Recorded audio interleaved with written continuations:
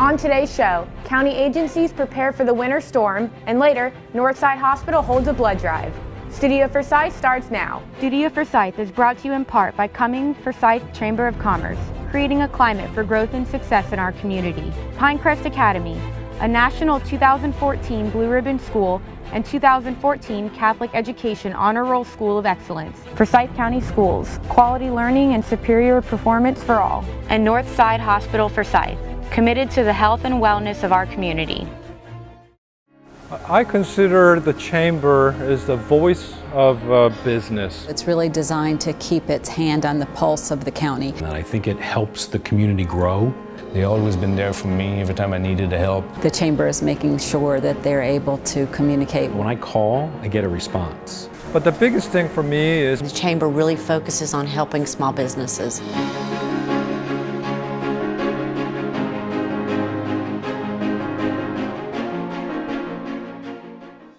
Welcome inside Studio Forsyth. I'm Kayla Robbins. Forsyth County is expecting possible snow and ice this afternoon and evening, so the county activated its Emergency Operations Center to gather everyone in one place to handle the weather. Let's check it out. This morning at 11 a.m., what you witnessed was the Emergency Operations Center in an activation mode.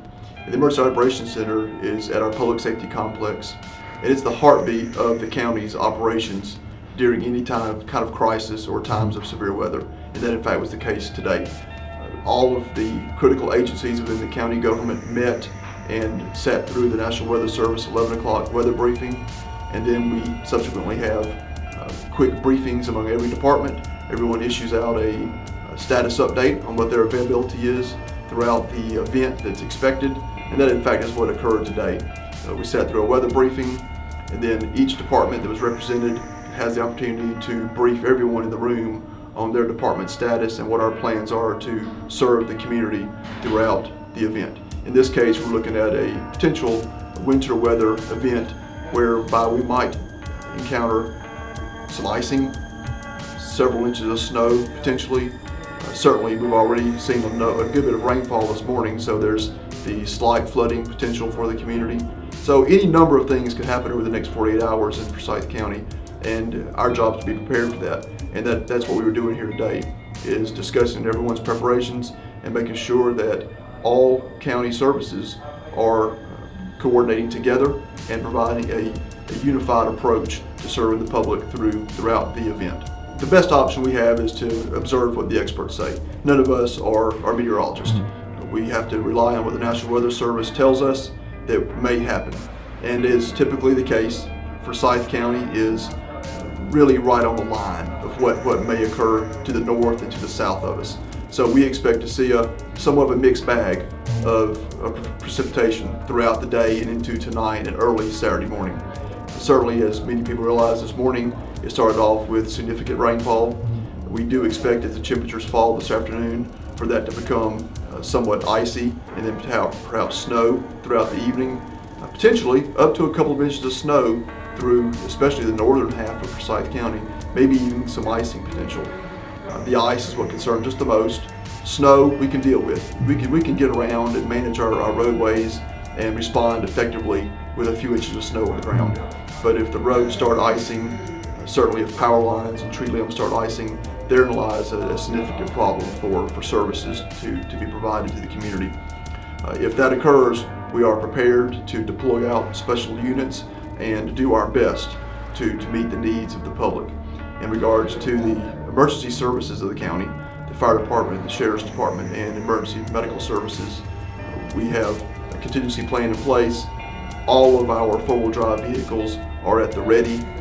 All of our chainsaws are prepared and deployed out among staff, and we are fully staffed throughout the duration of the event.